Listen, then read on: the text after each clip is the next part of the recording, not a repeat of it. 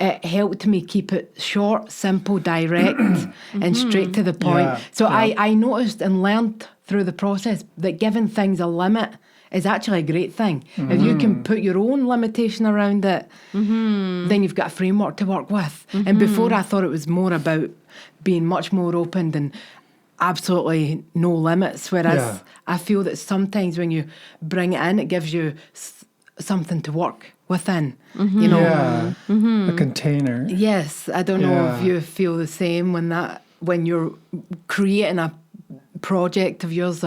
You know, I feel like specific materials help rather than I can use everything. Oh, sure. You know, then it just gets messy and there's Give no it the end bones. to it. Exactly. And that's what it was like. But yeah, it was really very much a healing journey. Yeah. And it's like my 20-year-old self knew that by writing this, I would be able to harvest the jewels of my journey and drop all the heavy boulders so that I could, life begins at 40, Yeah, you know, alright. like start afresh, but bring the wisdom and the lessons and blessings that I learned into the future, but not carrying all the stuff. So it's that like was a way painful. of dropping it Release and and- giving it a structure and a backpack to be left under the tree.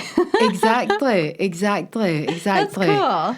And yeah, I'm half Scottish, half Iranian. So my experience of growing up in Scotland and Ireland is biracial, you know, like it was a challenge at times, and also a lot of the time people didn't even notice or know because unless I tell someone, I've just got this Scottish accent going on, you know. Yeah. And I never knew that. You people probably told me and I would know. didn't even know. Yes. So, like, that's what I mean, unless I mention it. And then once I do, people can start seeing that sort of Persian look. You know, I actually have my dad's eyes, and my grandmother's eyes. So That's so cool. have got the Persian thing going on. Right. But yes, so the experience of that, sort of, I think me travelling around the world was from my dad, who died when I was 10 years old.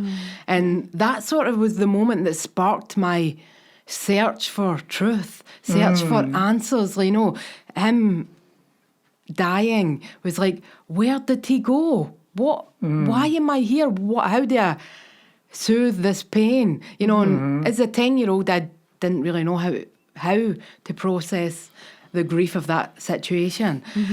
But I feel like he had come to Scotland from Tehran to study in Glasgow. So I feel like he had that travel spirit, and I feel like that's where I got mine, and why cool. my journey then took me to Spain and France and Algeria, Morocco, Peru, many places that I mention in my book. Yeah. To where I am now, which is here in the US, in Wisconsin. Welcome to the And Viroqua, yes. Well, meeting you beautiful people. Yeah, So we've had that's- some good times. That's really awesome. Well, I want I to feel say, blessed. just great job. You know, coming up with an idea when you're 20 and then following through Yeah, wow. on that. That shows some just real, Follow through. something in your mind. Just love the idea, so you didn't forget about it. No, It I was a didn't. bell that rang. Then. It was. It's time, and it's sort of like you knew your destiny. Sort of. Yeah, that's Perhaps, interesting. you know, yeah. And I have to admit, I mean, I read the book, and it is just, first of all, I've never read a poetry book that's an autobiography. So that it's just highly unique. And just the form of it, I mean, and the great job you did with it. It was just like captivating. you. Yeah, oh yeah. I just read through it straight. Wow, nice. Yeah. And I'm a book snob. Right? I don't Interesting. I don't resonate with that's- most things really, but Well, thank you. yeah. Nice. So Well, I I'm didn't looking forward realize. to the next one. You know, 'cause- Yeah, the next 20 years. Yeah, the next 20 What years. will that be like? could you knows? do 5 years maybe? Who knows? Every 5 Who years. knows? Yes. Well, you say that how I managed to keep it going. Every now and again, I'd go back to my town in Ireland or my city in Scotland, and there was always this one lady where I used to work. I worked as a dishwasher after school, every day after school, and this was my job when I was in high school. And she, every time I went back, I'd always go and visit them and eat in this place. And she'd always say, "Hey, Shereen, have you wrote that book yet?" You know, and the whole time I've heard her voice in my head, you know, and it wasn't until recently that, or until I announced the book was coming, that I had a bunch more people say, "I remember you said you were going to write that book." And I was like, no way, because 20-year-old Shereen must have been running around telling everyone, "I'm going to write a book." I'm going to, you know. So many people did know about it, but I didn't remember. I didn't know that they'd remember. Yeah. You know. So it was... it just seems like it was meant to be. Yes. You know, and that's why it had this special, like, magical energy to it, perhaps. Yes. You mentioned that, and it's really funny because I happened to be married to a book designer, and my next door neighbour was an editor. And it's like, wow, how did I end up, just when I'm about to turn 40, that my husband is now trained in being, like, he designs books for his mum's business, and he didn't know how to do that when I first got together with him. Just over the years, he's been learning just in time for when my book's due. Wow, all right. And then my neighbour happens to be an editor. When I started feeling into that, it was like divinely timed so that it could happen. You know, I was kind of shocked about that experience of it too. But yeah, really, I express it's very raw and real, and I'm very open about my experiences with depression and mental health, and my experience with infertility, which has been the biggest lesson, blessing, trauma, tragedy, transformation that I have gone through to date. And writing about it is allowing me to now speak about it. Before I was able to write it in words, I could not speak about it. Like, no one knew about it even. So only just this month am I able to actually vocalise it. So it's kind of the biggest relief when I say I drop the boulders. You know, it's like I get to live in the transformation of the journey now, you know, instead of... still sort of I was dwelling in the pain and the grief of the story for a long time, you know, and I just really struggled to meet the world and lift my self-esteem and be okay, even, you know, never mind thrive. Right. You know, I wasn't doing that, and it was like I just sort of kept following the guidance that I was getting from my heart, from my soul. Nice. And being led on how to move through, because there's no way to go but go through the experience, you know, and to go from this place of being having to accept this experience of childlessness. I couldn't do it at first. It was like, I'd rather not be here. I don't want a future if that's the case. And then it was like, slowly it became this, I got to touch this, wow, you can be child-free, right? And I started enjoying my experience of what I can do because I'm child-free, but it just wasn't enough for me. And many women, it can be. And I was like, no, I just keep swaying between child-free and childless. And it wasn't until I went to an orphanage in Thailand, and the childless mother and the motherless child set eyes on each other, and there was hundreds of them. There was 67 of them. And it was just like, wow. It was like, now I'm child full and I'm welcome here anytime. And I'm now able to, you know, the biggest satisfaction or accomplishment I feel that I've ever experienced in my life to date is that I can be around kids again. I'd lost that ability, and now I love it. You know, it was like pregnant women would be terrifying, babies would be terrifying, and now it just brings me so much joy. It's because it's like, it's so beautiful. You know, I'm like, Because I know that both are hard and both are beautiful. Yeah. Having kids is Exactly. hard and having kids Exactly. is awesome. Not having kids is hard and not having kids is awesome. Yeah. Both are true, you know, and it's Yeah. like, it just depends how I'm looking at it. And I've realised that it's all about my perception. And that's what's going to matter for me. If I look at it as if I'm child-free or child-full, that makes me happier and it's true. Or I could look at it that I'm childless and be sad, which is also true. But I get to choose which one I get to be in most of the time. Most of the time. Yeah. What You would know- you say is your most, like, your mindful tip for moving through the experience of being infertile, and like, Yes. how would you pass that on to others? Yes. Well, mainly my main one that sticks with me today that I do is anytime I notice that I am not bringing ease to whatever it is that I'm doing, if I am bringing a sense of panic or a sense of hurry or rush, Yeah. this is when I know.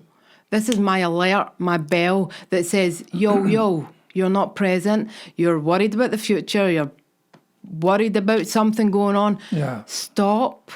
So my biggest tip is to notice when you're bringing panic to the moment, when Yeah. you're not bringing calm, when you're not fully focused and fully there, pretty much. And stop and take some huge deep breaths in through the nose and out through the mouth. And if you can, lie on the ground. My favourite thing to do is lie on the ground, like in Shavasana with my Yes. knees bent, and just breathe for a minute. And then Yeah. when I'm ready, I come back to the moment. But also nature. Nature helped heal my heart, to be honest, hanging out with the trees, hanging out with the blue sky, and just that whole experience of being much more held by nature. I managed to connect with that through my menstrual cycle as well. From intensely tracking my menstrual cycle, I noticed how I can get in tune with my moon when I know which day of my cycle that I'm on and how I can show up, which leads to where my book has allowed me, or the book, my journey with infertility.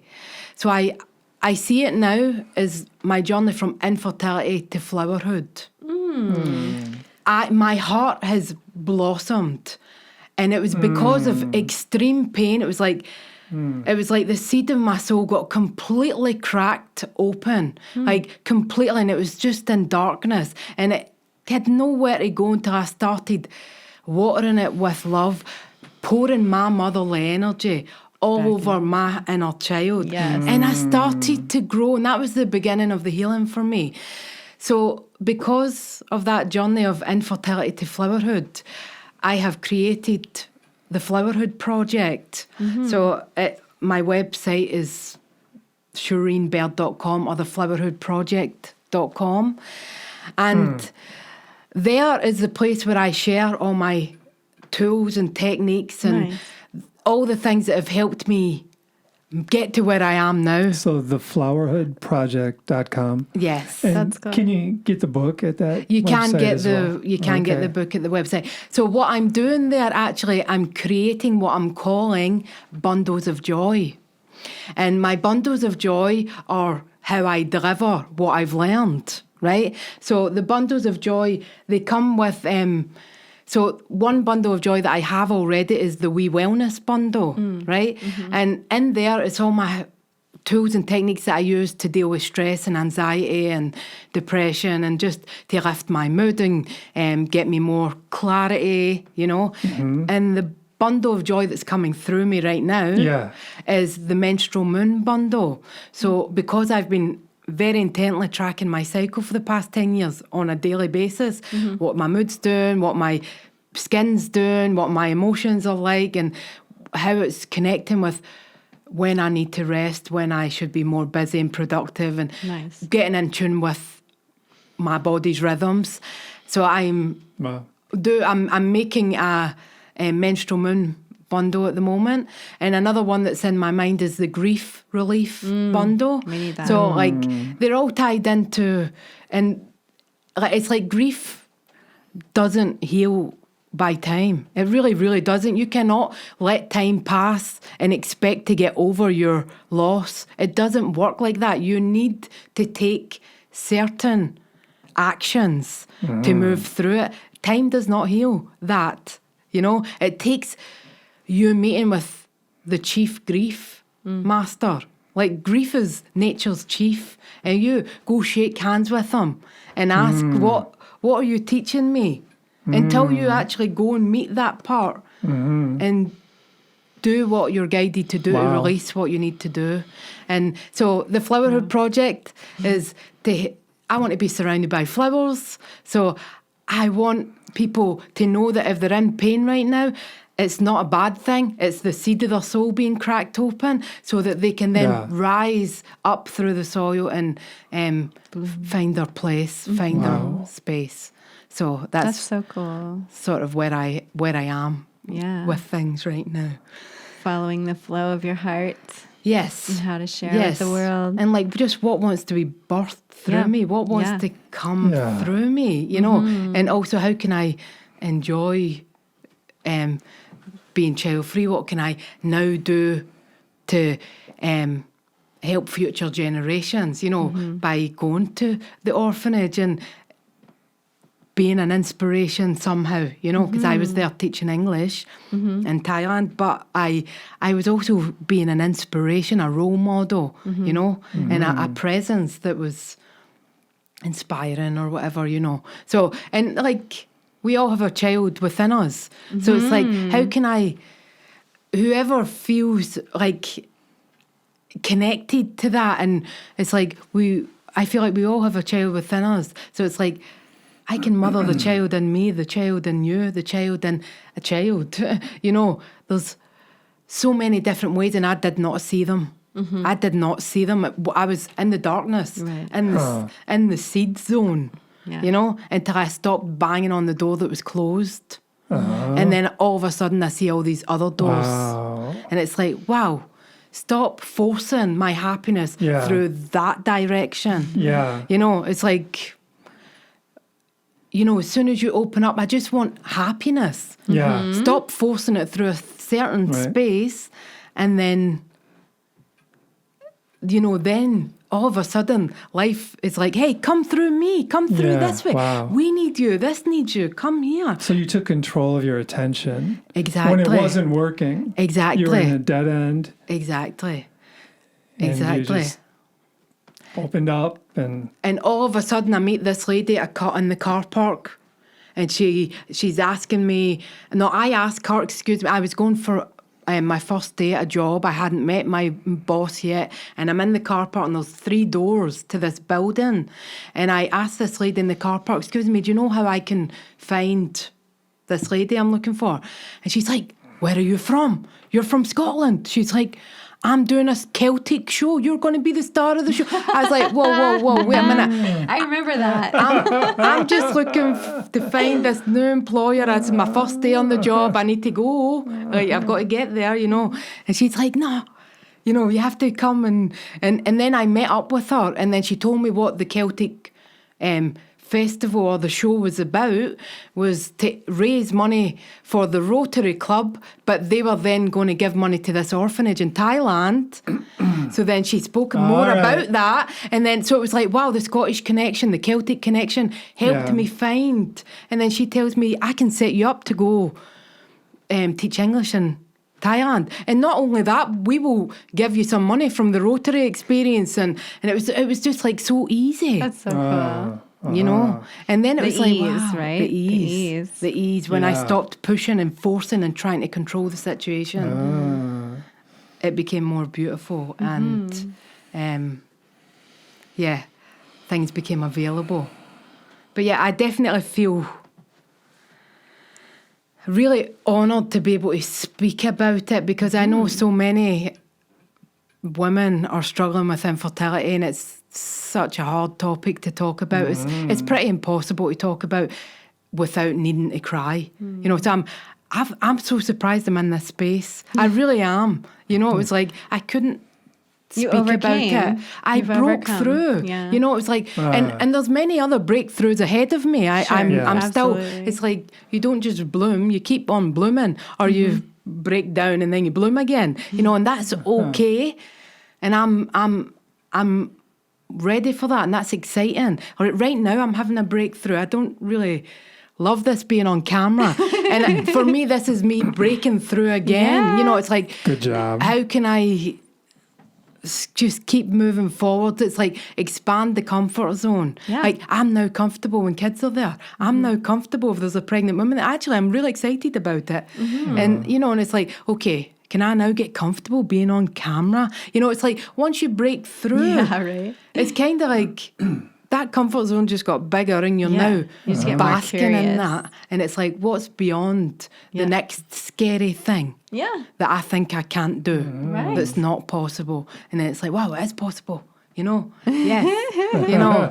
So yeah, I appreciate the opportunity to, one, talk about it because I speak about it in the book, and I'm just trying to now speak about it in words to people, and also get comfortable talking on camera. And yeah, That's so good. It's like that. Yeah. But yeah, I really appreciate you having me on. Yeah. Yeah. Actually, there's a poem in my book that describes mindfulness very well. I just found it today. I flicked on it accidentally. I was like, wow, this one could possibly be cool. Yeah. Yeah. Would you Yeah, mind? yeah, yeah. Should I? Please go for do. it. Can I just take a little drink of my water there? Oh, Quick? absolutely. Yeah, I was like, wow, because this is a mindfulness podcast, and Yeah. my bundles of joy, a lot of the things in there are mindful practices to sort of cultivate mindfulness so that we can navigate life better with more ease, because the storms are coming whether we like it or not. Even if you're a Yeah. flower, the Yeah. storms and the rain and the snow and stuff's still going to come, you know. Yeah, right. Absolutely. So it's sort of that experience. But this particular poem, You might want to. Are we That's- good with That sound? sounds good. Okay. do I you was need me just closer wondering. Oh, or? no, it's good. Very good. Yeah? Okay, good. Okay, shall I see? Yeah. Okay, the poem is called Chill Behind the Noise. Chill Behind the Noise. Relax, watch and listen as thoughts and events unfold. In that space that's before words, where there's nothing to uphold. The noise of thoughts, of sensory input, of feelings good or bad arise. Just notice, relax, allow and enjoy, and look from eternal eyes. This space is not biased to a polarised point of view, because it can see and it knows both and neither are true. From this empty yet charged with love aliveness, gazing into time, see from who you truly are, you're both being and becoming sublime. The space is vast and it settles in and around the body and mind. As past trapped energies arise, they can now be free to gently unwind. The sounds and images of your stories, both tragic and epic, are released to allow peace and joy to take centre stage so you can truly enjoy life's feast. Great. That is so beautiful. Great. Thank you. Yeah, she covered a lot of ground there. Yeah. Yeah, it's like, for me, it sort of explains that space of mindfulness where you're just watching, noticing the thoughts, noticing Yeah. the feelings. Yeah. And the gift that it gives you, you get Yeah. to see the world through eternal eyes. Yeah, right. You know, and that's the gift of mindfulness for me. It's like, it's not just that it reduces stress and anxiety. That's Yeah. a big one, but Yeah. you also touch that part of you that's more than just your body. Yeah, your You know? higher self. You know, it's like we're not just this, Yeah. you know, and cultivating mindfulness definitely helps us have that personal experience so that it's not a blind faith thing. It's actually, you touch it yourself. Yeah, you know, exactly. You embody it. you embody it. And then you Soulful bring perspective. Exactly. Yeah. Yes. Wow. Yes. So I want you to read that whole book to me. yeah, It's a great book. Oh, I thank just want you. to say that again. Yeah. It really is a great book. Thank you. Super artistic, just beautiful. Nice. Really. Yeah. Nice. Yeah, half of the book is like the journey through time. So half of the poems are in time and half of them are timeless. Okay. You know, so like they have come as guidance Oh, cool. in time, but they speak to Everyone. any at every every time, you know. And that was one of them. So that's one of the ones. So the first half of the book is pretty much my journey, the 40 years, my 40 trips around the sun, sort of. And then the end is like the lessons and blessings and the guidance that came to help me, you know, and just what I've learned. And yeah, just an opportunity to be able to share. All right. To share that. Like many books have saved my life on many occasions, you know. So it's like share what you know. Share what you know. It's important, you know. Well, thank you for sharing that. Thank you. It's like, that's, you know, and that's the power of art right there. Art really is the answer. I Yes. mean, love is the answer. You're talking Yes. about that. Yes. Right? Share But your art love is a to way art. to express that. Exactly. Yep. Yes, I see that for sure. For sure. Yeah, I'm still kind of shocked I managed to pull it off, to be honest. At many moments I thought I'm not going to be able to do this. I tried to write parts of it in my early 20s. So maybe when I was 24, 25. Disastrous. I'd never even read a book until I was 23. And my 20-year-old self was going to write a book. Wow. And she'd never even read a book. Like, my school would give me books, but I did not want to read them. That was a nightmare for me, the thought of reading and writing. Wow. But then I moved to Spain, and I was trying to learn Spanish. And mainly I learned Spanish in the streets, talking to people. But I did then want to be able to read it. So I started reading books. I read my first book, and it was an autobiography. And it was in Spanish, and I was hooked. And that was it. I've been reading books ever since then and loving it. And yeah, just that experience of, wow, I haven't read a book, but books have had such an impact on my life. And I really, really appreciate them. So it's like, I need to write my words on a page, you know? And yeah, part of the reason why I didn't like reading, and I didn't find out until I was 30 years old, was I then got diagnosed with dyslexia when I was 30. And I was like, that's just a super cool word to describe my superpowers. You know, that's kind of the way I'm going to say it. But I had gone back to college, college. I was doing a biological science course, and they did these tests for dyslexia, and I passed the test for having, you know, and I was actually quite happy about it because I got a free laptop, I got extra time in my exams, and I got coloured paper. So it was great. I was like, well, I don't mind this label, but really I think it's just a superpower, you know. And obviously then it made me realise why I struggled to read and write growing up. Yeah. And obviously, I've managed to now be able to do that, you know. I can do it pretty well. Sometimes I'm probably much slower reader than some people might be.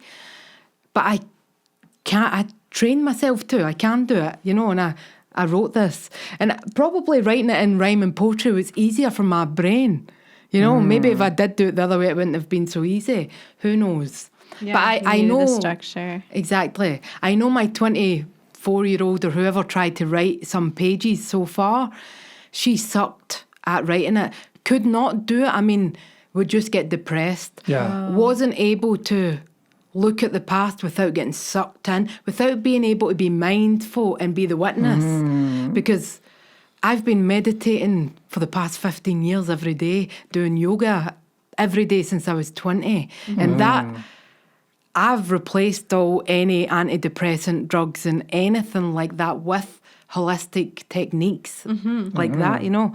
Nice job. Yeah, just like, the 20-year-old self getting lost. I can see how that would be really, Yeah, it was- like you get to witness all of your practice from then until now, where you actually have a product that you can like look at and be like, whoa, I just did that. Yeah, That's how well I've become. Yes, exactly. It's kind of, it's allowed me to just open, you know, and know that you just, when pain comes, it's just the beautiful crack again. You know, like when my dad died, that was a seed that cracked open, and it bloomed when I found my family in Iran. You know, it was like that transformed my trauma into triumph, into transformation of being able to embrace my Iranian side again, which I had abandoned, really, you know. And it was like, wow, I get to take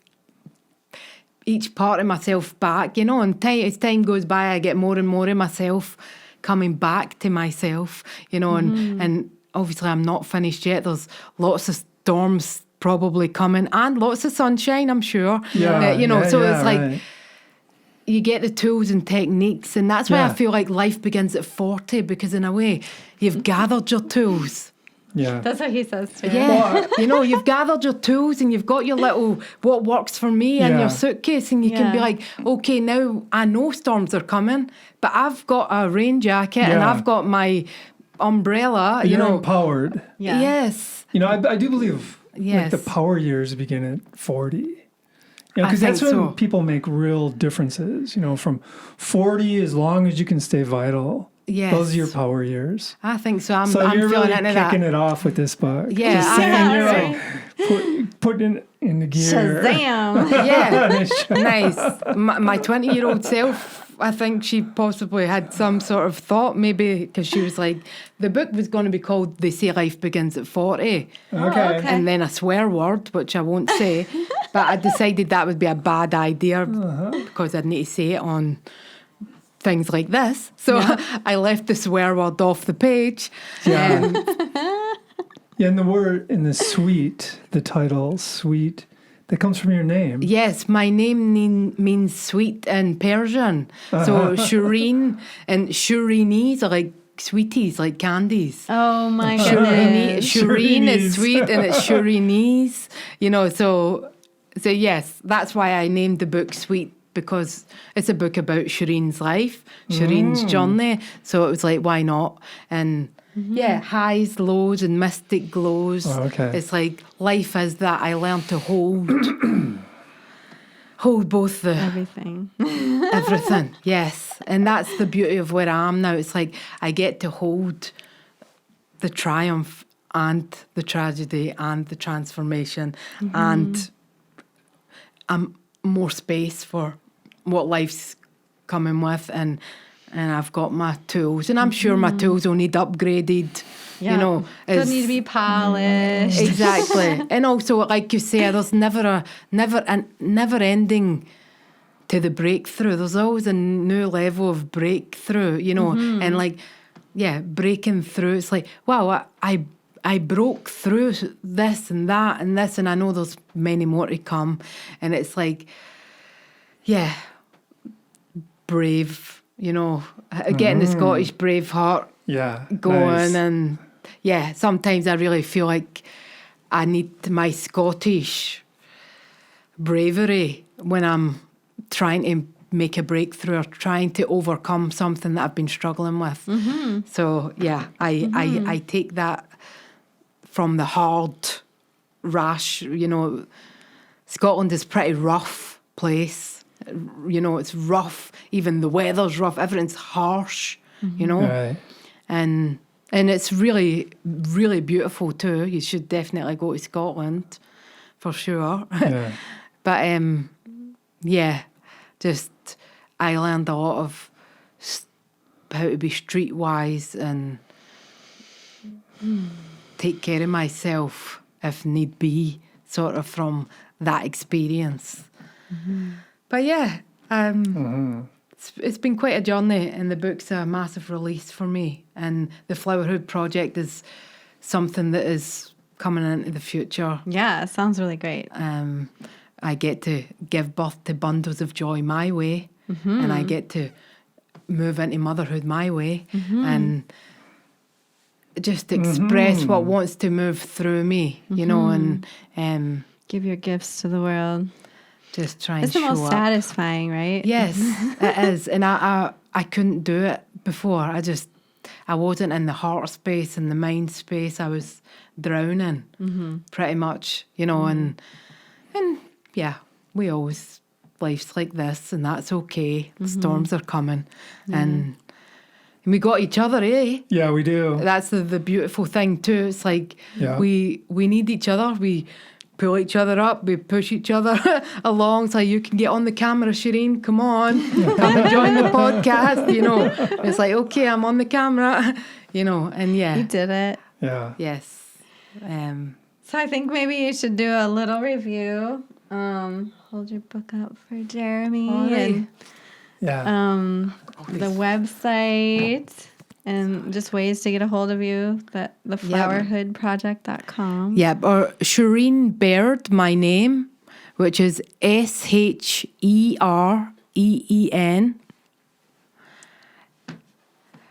Baird, BAIRD. So that's Shereen Baird, SHEREEN BAIRD.com. And my book is available on that website. There's an ebook version also, if you prefer the ebook version. And my one and only bundle of joy that's on there at the minute is the Wee Wellness bundle. And some of my art, my paintings are on there too. So feel free to check them out.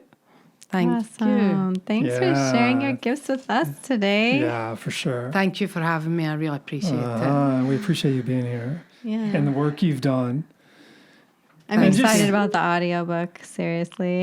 Yeah, I've had a few people ask about the audiobook. That was one of my breakthroughs that I was not managing to break through yet. You know, this reading out loud, Yeah. like that was me having a breakthrough Oh, too. really? That's because so good. reading out loud was really a scary thing for wee Shereen. Okay, You know, she okay. did not like doing that at all. You know, that was something that I was not good at, and there would be trauma around. Yeah. And now this is me. I'm breaking through. I'm on the camera. was great, I'm reading my too. poem out loud. So Beautifully. yeah, people are asking me to read, to make an audio version. So you never know. One day I might break through and have the courage and the time and the inspiration to actually do that. Yeah. But yes, because you want to hear it. Yes. Yeah. Awesome. Fair enough. Well, are we good? We good? High five. High five. Thank you very much. Appreciate that. Well, thank you, everybody. It was our pleasure to get to talk with Shereen about her latest artistic offering, Sweets, because she's so sweet, and we really enjoy her. So thank you, everybody out there. I hope you're having a great Mindful Monday. We're going to attempt to do Mindful Monday more often. We'll see how it goes. There may be times where we don't make it, but we're going to do our best. And do you have anything you'd like to say? Well, we're all in this together, and We are. it seems like what Shereen's offering is could be just super helpful to a lot of folks. Absolutely. You know? So Helping each other, it's about walking each that's other what it's home. about, is helping. Yeah, walking each other home. That's right? what I like to say. Yes, I like that. I like that. Life is but a dream. Life is but Yes. a dream. Oh, man. I love that. So Satnam, Namaste, Aho, Amen. Blessings. Thank you. Blessings, blessings.